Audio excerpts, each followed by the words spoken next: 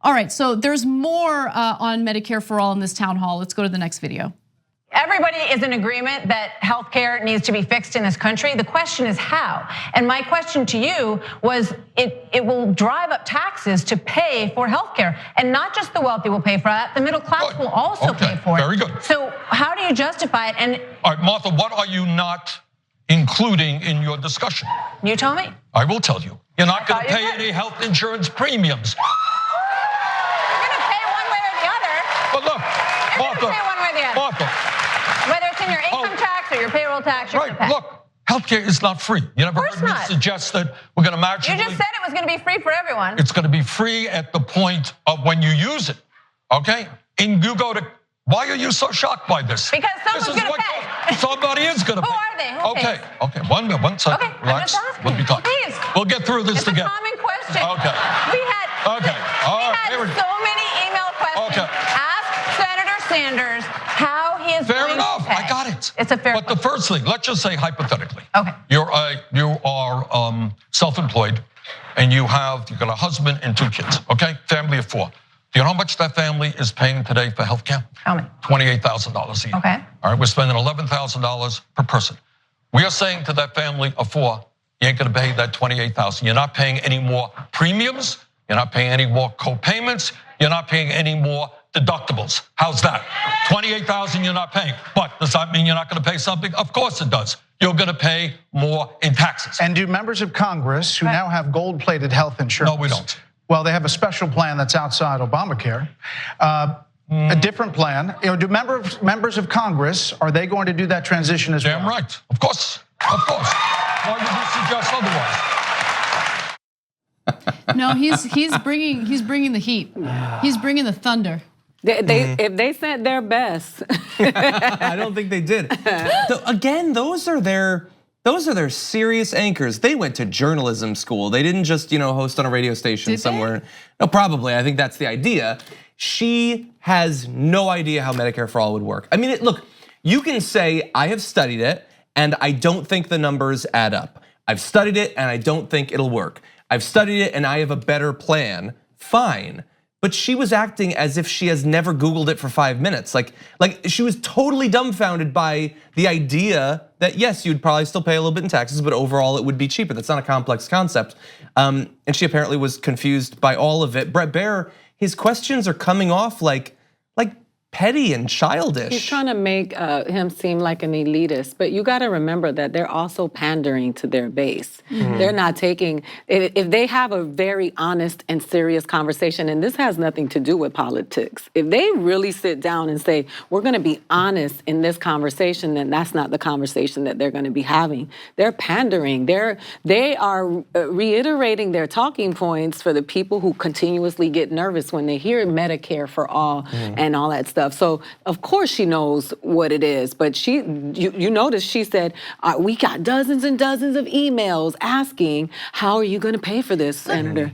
Can I just say, for the audience members who allegedly sent those emails? Of course. So if I had dozens and dozens of TYT viewers send me the same tweet or the same email and they wanna know something, you know what I would do? I would look into it because it's my duty, it's my responsibility to look into it and report back and give them the answers to that question, right? And the fact that they didn't think to do that. Martha McCollum, who is supposedly a journalist, had absolutely no interest in looking into it and decided to just go along with right-wing talking points about how, there's no explanation of how it's gonna be paid for. Did you look at the policy at all? No, of course not. And maybe she did, and she's just pandering and pushing this right-wing talking point. Either way, she's failing her audience. Yeah, I agree. And the fact that the audience continues to trust this source of news is sad. Do better, because there's better out there. Yeah, and I mean, both with people are gonna get kicked off their health insurance, not mentioning, of course, that they will then be kicked off to specifically be moved over to the single payer healthcare. And you're gonna have to pay more. And he had to force her to acknowledge that they wouldn't be paying premiums. It's the one savvy thing about them is that they understand psychologically that people are more sensitive to potential losses than to gains of the same size. Once a person has something, they're very worried about losing it. And so I think that they're exploiting really simple, like sort of fear avoidance psychology. But again, they're supposed to be the straight news people, not the opinion people, not the people who are driving some sort of Fox News narrative. And Bernie Sanders is very adept, as we've seen in all these videos, at responding and parrying these sorts of attacks. But imagine if you were on a stage with 13 other people and they ask you maybe 5 questions through the course of a night. Maybe you get 1 question about healthcare. And if you don't answer exactly the way they want, they turn to another person. You'd be doomed. I mean, how would you manage that situation? That's why you have to have trustworthy people asking the questions in that situation. Absolutely. So the conversation in regard to paying for Medicare for all continues in the next clip. I want to get back to the point that Martha raised. Look, healthcare costs money. Every other country, or virtually every country, does it in the same way we do education for our kids. Okay, when a kid walks into school, kid doesn't have to take out a credit card, right? It's paid for out of public funds. That's what most countries do. So if you're asking me, if your question is a fair question, are people gonna pay more in taxes? Yes. But at the end of the day, the overwhelming majority of people are gonna end up paying less for healthcare because they're not paying premiums, co-payments, and deductibles. I love that he's emphasizing that. So I want us to all think about how much we pay for health care in our own terms, right? So for me, I work here. As a result, I have health insurance that's provided by TYT, very lucky in that regard. But even so, every month there's the premium, right? Every time I go see a doctor, there's a copay. Every time I go see a specialist, there's an even more expensive copay. Then there's the deductible and out-of-pocket expenses for the prescription drugs and for the procedure. So I'll give you an example of what happened last year. My partner needed soldier surgery, and it was bad. It was bothering him to the point where he was having a hard time working. At the same time, I'm having really bad back problems, lower back problems, to the point where some days I don't even want to get out of bed. Okay, so which one of us needs to go get the situation fixed first? My doctor said you need to go to physical therapy. Physical therapy is expensive. We have a $1,000 copay, and then there's the out-of-pocket expenses, which is the insurance will pay 80%, and then you pay 20% up to a certain amount. Well, that certain amount was about $3,000, I think a little over, maybe $3,500. So I've been paying all year for the premiums. I've been paying these copays. Husband's got to go get surgery, right?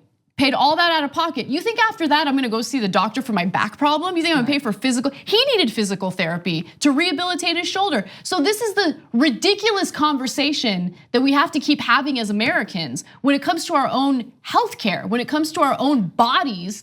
And tax me more, tax me more. I will gladly pay more in taxes if I don't have to have that conversation. And so I love the fact that he's bringing that up. I don't want to deal with copays. I don't want to deal with deductibles. I don't want to deal with out-of-pocket expenses. I just want to know that it's covered, and I want to have peace of mind. There's no, what do you call it when the footballs have the draft that they can't go above a certain, there's no ceiling for that. So everybody determines how valuable their specialty is.